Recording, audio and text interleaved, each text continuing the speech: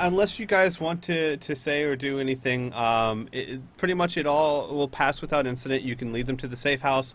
And Pearson, you run through the streets unmolested until you decide to do something.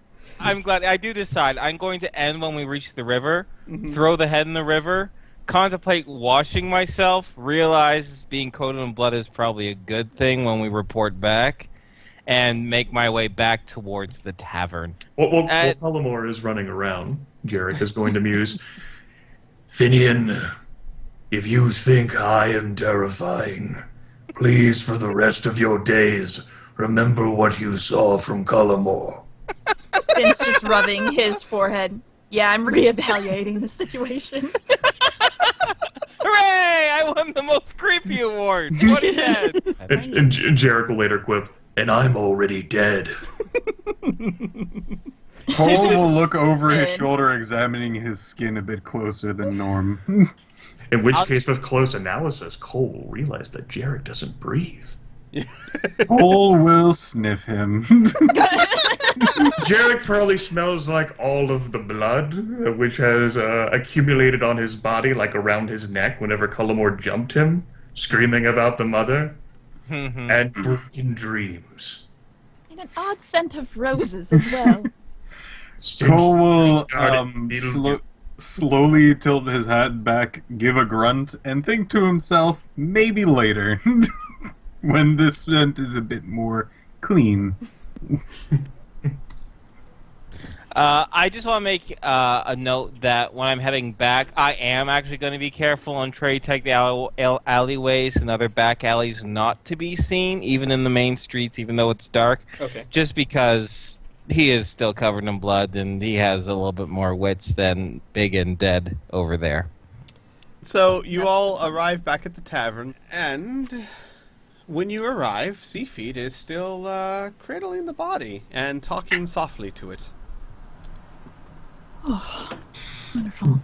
Jarek will look over at Tullamore, hand him the finger with the ring, gesture.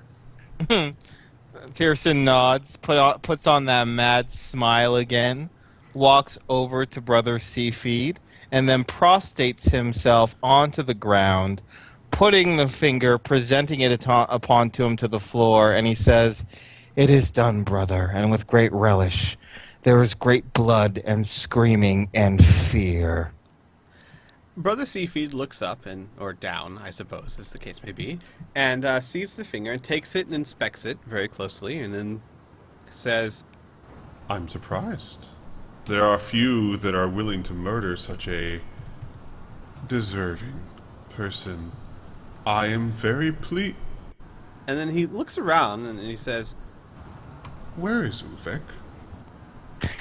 Pearson says, "I do not know, Brother Seafeed.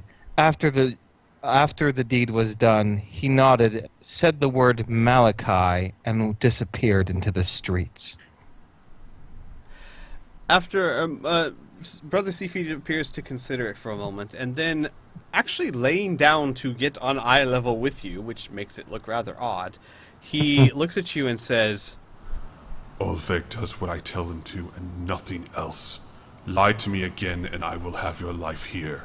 Where is Ulvek? Very well, Brother Seafeed. I hope I can spare your wrath with the truth. Ulvik was weak. You can find his head in the river. I am stronger than he. I slayed him. It is his blood that covers me. I deserve to be your second hand, sir. Please have mercy. Seafeed stands up and looks at you for a while and then looks at everyone else and says, Is this true? Finn nods his head. He nods. Jarek still gives no answer, like he's been giving no answer. Jarek can truthfully give the prostrated body of Tullamore a perturbed and I don't want to fuck with that guy look. Seafeed, it's an uncomfortably long moment of silence as Seafeed considers, and he starts to speak several times, Mm-hmm. and he turns away, and then he comes back and he says, Do you know what you've done? You... literally over the course of about a minute, Seafeed apparently goes through all manner of emotions through the sounds. Of course, you can't see his face, so you don't know what he looks like. But in the end, he seems to recompose himself, and he says, If what you say is true, and he was murdered by you, then he really was weak. Fine. You have pleased the mother this night, if perhaps not myself for losing such a faithful servant, but if you want his job so badly, let's see if you can handle it. I was going to assign this to Ulvik, but you seem so eager. Let's see how you do. and after that, he just kind of stands there for a while as if he's still trying to consider if he should probably murder you on the spot or not. Pearson is going to just stay prostrate. He's not even going to look at the great Brother Seafeed. He's just going to be there like a good, dutiful servant. After a minute, he calmly speaks again and says, Our father, Marion, is preparing for a ritual, the likes of which none of us have ever seen.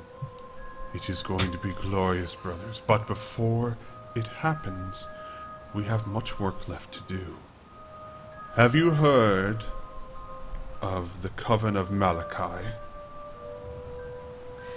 And actually, Cleric Seller, still eyes on the floor, says, Yes, they worship the god Malachi and are pretenders to what we do.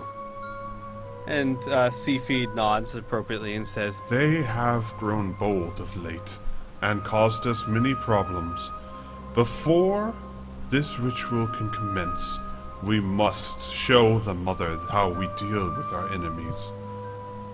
You are going to be my champions in this matter. Since you murdered my right hand, you will have to act as my right hand. Your success will determine your success in the cult. Destroy the cult of the Malachi, and you will have a place here. If not, well, I doubt I'll need to worry about what happened to you.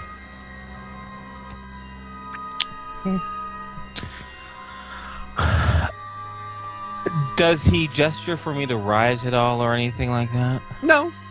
Okay, then Pearson's gonna stay prostrate on the ground for now until he feels that it's safe that he can stand.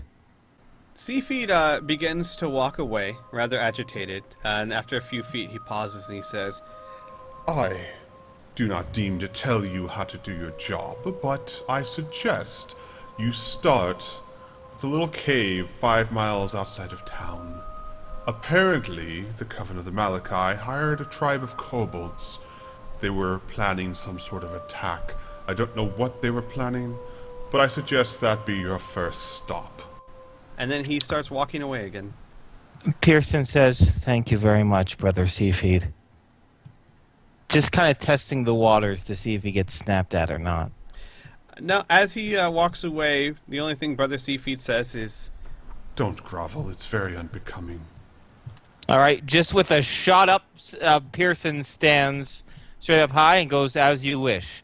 I will be your right hand, Brother Seafeed. My faith will be double that of Ulrich's. We will not fail you. The false god will die."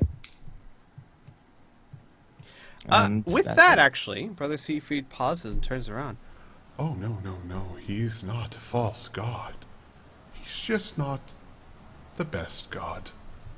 And then, as if not thinking something to himself, he actually starts moving over to the dead bodies and weirdly starts arranging them at the table as if they were sitting there.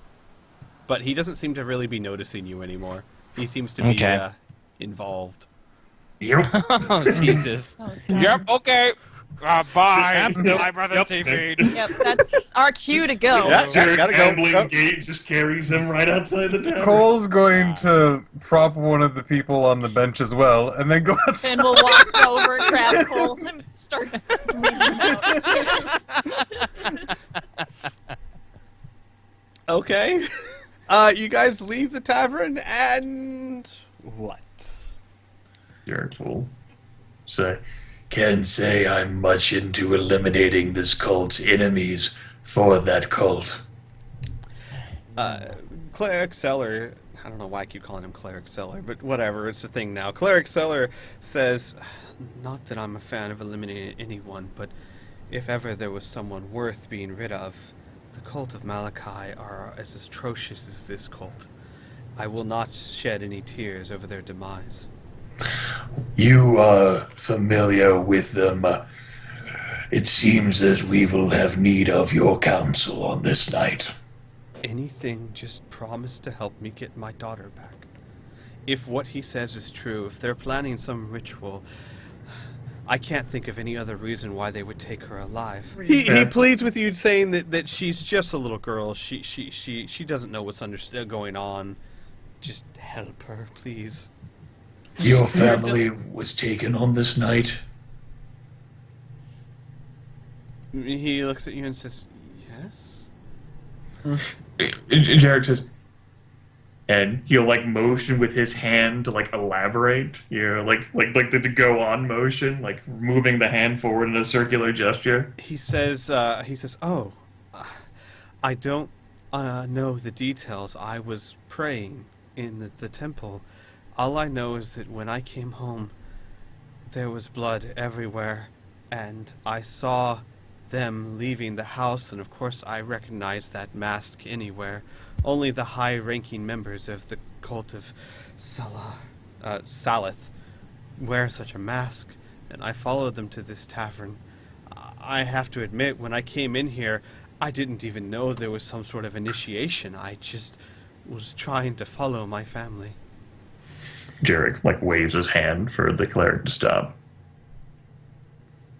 Pearson says,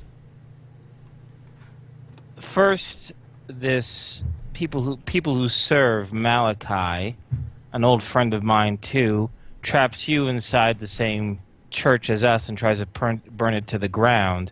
And now, out of all the people in this city, another cult wants to snag your family. Is there something about your genealogy you're not telling us? Jarek like blinks the word genealogy, like what the fuck is he talking about? You're right. Is there something in your blood you're not telling us? Sorry, I metagamed. Seller thinks about it. He says, I've been trying to consider it myself. I am a priest of insert deity here. It's not really important. I'll have to come up with a name. And of course, they're not fans of such a loving God. And it's not uncommon, especially for the cult of Malachi, to make such attacks. But the cult of Salith is so random. It's hard to know. But it doesn't escape me that nothing of what they've done tonight has seemed random. And one could say that you are the uniting factor just as much as I am. It seems that everywhere you go, something's happening to people that I care about. Fair enough. I believe me this, much like we ambushed this Ulrich when they tried to harm innocents, if they even try to harm your daughter anymore, I will die with my hands around Seafeet's throat before she dies. You can trust that from me. Seller nods and he says, I trust you already. You saved my life at the temple and the life of my family. I will help you however I can. You know that I can cast spells of healing. I don't want to hurt anyone, but if it's between breaking my vow and saving my daughter, what kind of father wouldn't break his vow? Finn's eyes widen and finally realizes that was the guy from the church. And the final pony finally crosses. Alright. Then we ride now for the southern exit. The sooner the better. I have a horse to retrieve. Seller says, Do we know where this cave is? He only said 5 miles outside of town. That's a lot of ground to cover. Jarek lifts a brow and looks pointedly at the people who have lived in the city or in certain environs for a long time, which is everyone but him. Fair And enough. me. Would I be You're an able- elf. You fucking live in the trees all the live long day. That's What a we little racist. You- I'm Those of you who have lived in the city Okay. for a long time know that there are so many caves around that it would be really hard to tell. However, Keen, your background as a bounty hunter would at least let you know that the city guard and basically the higher ups of the city try to make it their point to be aware of all the activity from nasties outside the city. So if there is really a cave of kobolds around, there is a good chance that they know of it. And if they can only point us in the general direction, I also have a little tool back at my workshop that might be able to help us out. He is annoying, but what can you do? Fair enough. So, should we all meet at the south gate as soon as possible then? Sure. Okay. Dogmatic. If you can get this information, Keen, then yes, we shall meet at the southern gate. Yeah, I will talk to some guards, see what I can do. Okay. All that Pearson will do is first stop by the river again and wash himself of all the blood, and then go to the southern gate. His wife's tough. She'll figure it out. Then we'll try and clean himself as well as best to his ability. Ditto. Going to retrieve my horse, Heinrich Bonson, whose one unique thing is that he's a carnivorous horse. No, just kidding. Upon retrieving the horse, it's okay. Lodging's taken care of as part of my university duties, which, as it turns out, are excused because I'm working for Lady Celine. It's true, and if anyone ever has complained, I'll just do some necromancy shit, and they'll be like, oh shit, never mind, we take it all back, and I'll continue on with my business. Keen, if you could please give me a roll and add your bounty background to it, for your gathering intel. So, wow, with that kind of roll, you very quickly find pretty much exactly where the cave is supposed to be. You won't have much trouble finding it with your friend. You're also told that the guard said that the scouts report that there is a moderate number of kobolds, but it seems to be that there was a human mage with them as well, but he's not positive on that. And it seems unusual that a human of any kind would be working with kobolds and not actually trying to kill each other. Yeah. It would be unusual. Okay. Thank you for the information. I'm going to go back to my place, get a bird, and then meet the rest of the guys at the southern gate. Okay, you guys leave the gate right as the sun starts to crest over the horizon, because your night has been long. It's only about 5 miles outside of town, so it's really not that far. But it is over lots of terrain, so the city is no longer in sight by the time you get close by. And I am going to go ahead, and unless anyone needs to do anything, skip to where you guys are, let's say within half a mile of the cave, and figure out what you want to do. The terrain, just so you know, it is where you are at that moment. It's grasslands with scattered trees and bushes. There is a path that is not a well-worn path, but it looks more like animal tracks, but well enough that you can follow, that leads directly to the cave. What do you know about these kobolds, or at least what do the gods know of them? There shouldn't be too much. There was supposed to be a human mage with them, but they weren't too sure. Because it sounds really weird for a human mage to hang out with kobolds, but...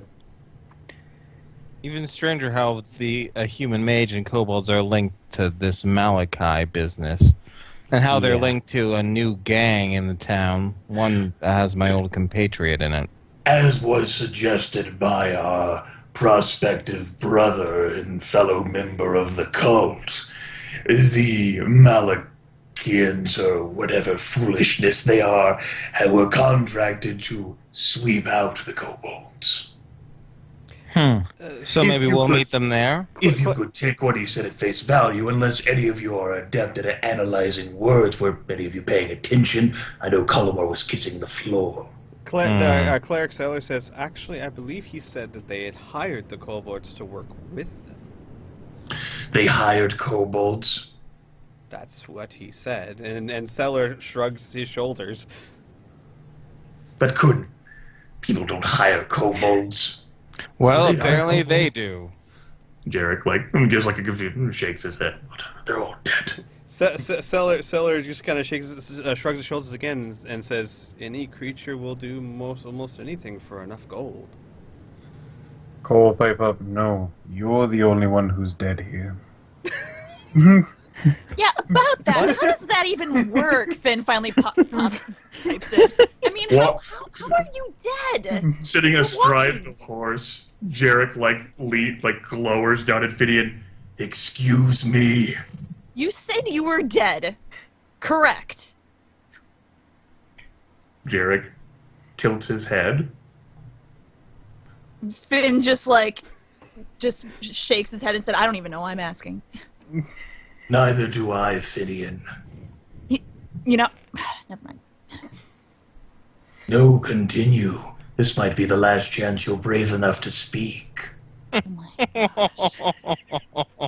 Listen, I just can't wait till I'm done with this stupid jewel-finding nonsense and get out of here. This is only one of the several we'll need to be hunting for. Yeah, please don't remind me. Finn just crosses his arms and just looks pissed off. Think of the reward you would be granted by the lady of such a prestigious city for succeeding in this endeavor. Let that comfort you. You know, when you say it like that, it just sounds not worth it. How so? Finn just shakes his head and doesn't say anything else. Ah, and here I thought you had gleamed a bit of insight I had not already deciphered. Finn says nothing more. Mika, who looks like she's doing better in the fresh air, flutters over to Finn's shoulder and whispers in Finn's ear, somewhat mischievously, I have been traveling with him for some time, and he's never once breathed. Finn just kind of looks over at her and just is like... And she has this almost mock, serious face, wide-eyed, and almost doing the ooh with her hands. He hasn't breathed. Ooh. Finn just goes to flick her off. Mika cries, ah! And then she flies back over to Jarek. You have any idea how many kobolds there are milling around here, Keen? I'm not sure. Hey, I turned to the raven that's sitting on my shoulder. It has been since we left town. And I'm gonna ask him to scout ahead for us. Dude, I have a fairy riding on me. I'm not gonna ask about a raven. Pearson was just gonna ask, you trained a raven? Yeah, it's not really a question, it was more of just a statement, but we trained a raven. Took a while. He can How also long? talk. Say years. simple words? He can carry on a the raven conversation. looks straight at you and says, I can say simple words, I can spout poetry if you want me to. Okay. Please don't. Well, come on, Jack. Over at Go, Finn. go, shoot. All right. Jack flies away complaining about being cooped up in the house for days, and all of a sudden, now we need Jack. Now Jack needs to do things. I just hear, it'd be hilarious, just a stupid raven talk to himself while he's getting quieter and quieter as he just flies. Exactly. And while he's flying off, Keen's just going to hold his head in his hands. I think you taught it to talk too well. Were you cursed by Lady Celine with that raven? Because I must admit I've never heard a raven talk like that. Well, I wasn't cursed, but I used to do bounties for her. One day I got an Right. egg.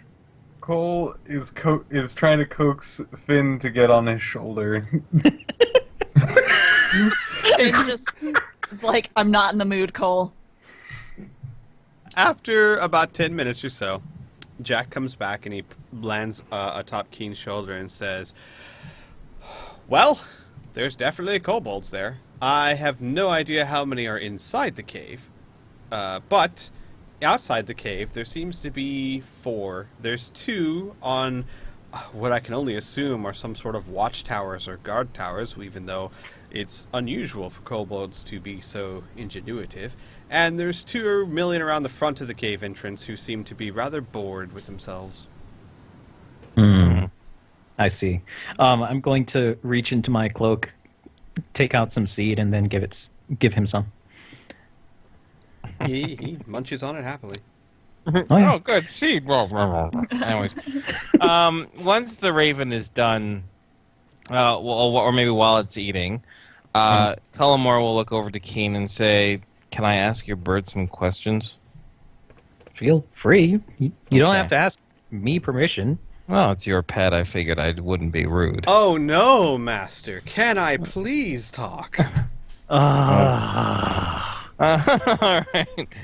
Cullimore says, "Oh, I'm almost going to regret this, but the watchtowers, is there anything that blocks their line of sight that we can approach them without them seeing us?" Sadly, no. It seems the kobolds have more than a small amount of intelligence. No, there are a couple of trees scattered by, but unless you can fly, I don't think there's a way to approach them without them seeing you. Do they have any patrols, or is it just guards in front of the in the front of the cave? Well, I only flew around for a few minutes, but no one seemed to be moving. Okay. And then Pearson says to the group, "It would be handy if we dispatch these without the ones in the cave knowing. Of course, there's no way we can approach without them seeing us, which means the only thing I can think of is luring them out towards us, towards an ambush." There is also a possibility that we could attempt to pass ourselves off for members of this cult. True. So we appear to belong. Well, if you want a more straightforward approach, we can always wait till dark. And that Jarek looks over at Finney and says, "You know, you appear to belong in many locations. Perhaps you can persuade these kobolds." Yeah, I noticed that even Brother Sifi didn't linger long on Finian. What exactly do you want me to do? Just go up there and be like, "Hey guys, remember me?" No. Yeah, pretty Jarek much. lifts a brow and says, "You're intelligent enough, I'm sure, after years of survival. I'm sure you can come up with something. You have magic to fall back on." If I'm singled out, it won't work. It's not that magical. All right. Then this is the idea. We all pose as it, and you're just the ringleader. You're the one they'll focus the attention on. You'll be the one who'll be able to talk through it the most. So you're expecting me to put myself out there? And what if it We'll have- doesn't work? We'll back you up, then we'll just kill them. That's always planned, too. We were going to probably do it anyway.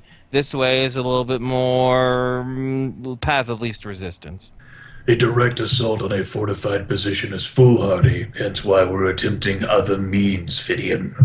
Yeah, I get that. I just don't like it. Cole, back me up here. Do you have a better idea? Well, give me a chance to think. Jeez. You've had 5 miles. I've had what? 5 miles. Just, Jarek, hold up a second, all right? No need to pressure. There's no time constraint here.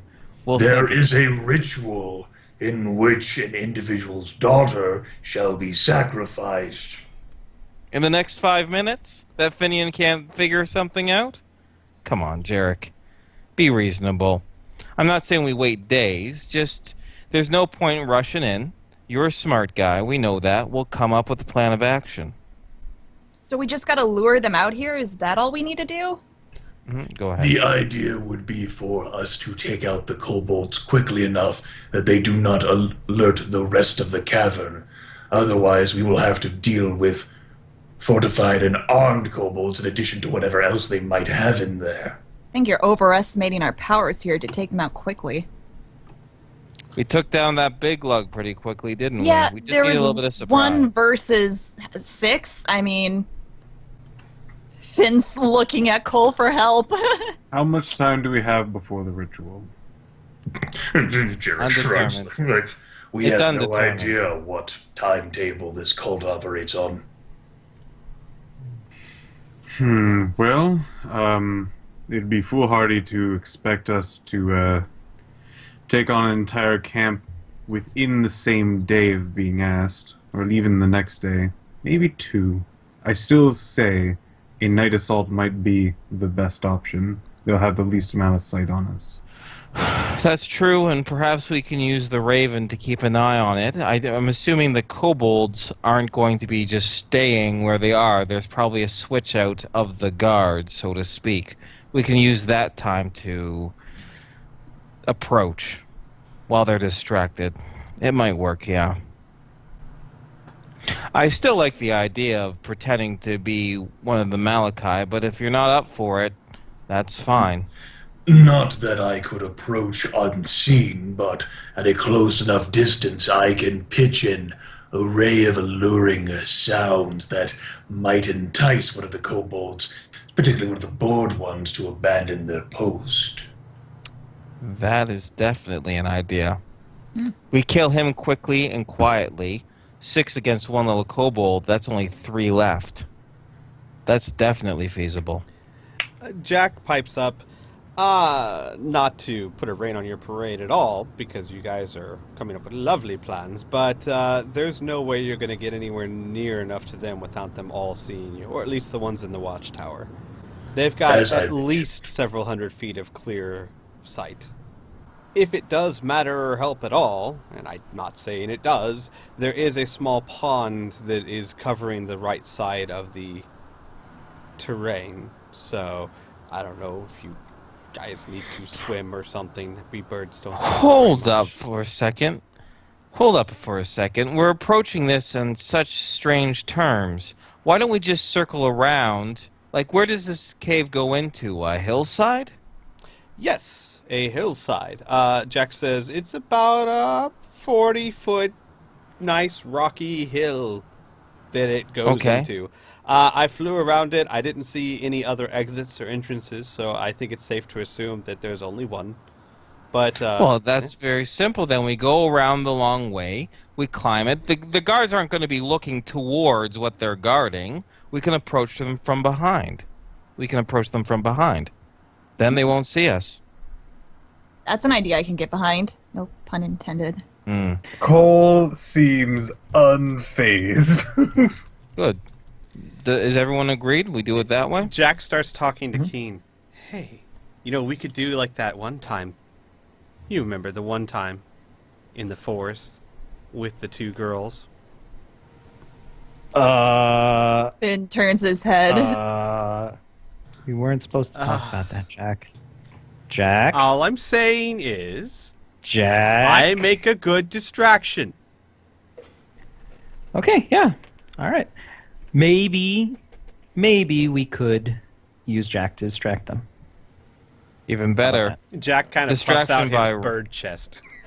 Oh boy. That's fantastic. Distraction with a raven, distraction with sounds. These things will be dead before they even know it. Am I to assume that your plan is to try and approach them from above? Yes. Yep. Okay. And to use Taking Jack. a wide berth. I didn't actually... I have no response to that other than a snort. That's all Jarek's got sitting on his horse. All right, we'll have to assume that's the yes from Jarek and Jarek's feet. It's not fucking no, so we're gonna have to go with it. It's implied consent. Nice, like an unconscious body. All right.